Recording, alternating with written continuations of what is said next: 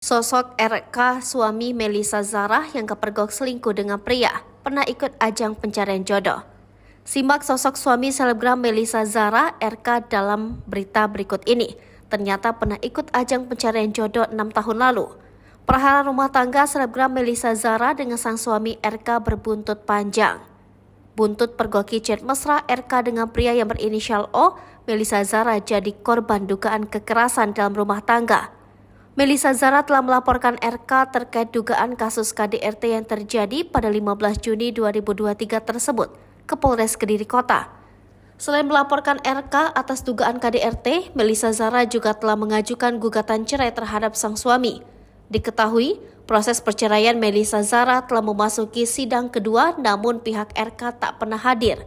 Sidang ketiga perceraian Melissa dan RK diagendakan pada Selasa 18 Juli 2023 mendatang. Hingga saat ini diturunkan, pihak RK sama sekali belum muncul ke publik dan memberikan pernyataan apapun.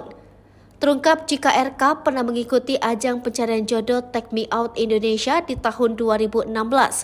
Namun dalam perkenalannya kala itu, RK mengaku berprofesi sebagai financial advisor di sebuah bank ternama. Di luar pekerjaan, RK memiliki hobi bermain voli dan suka berwisata ke pantai. Kecintaannya terhadap pantai membuat RK pernah didapuk sebagai Putra Bahari Indonesia.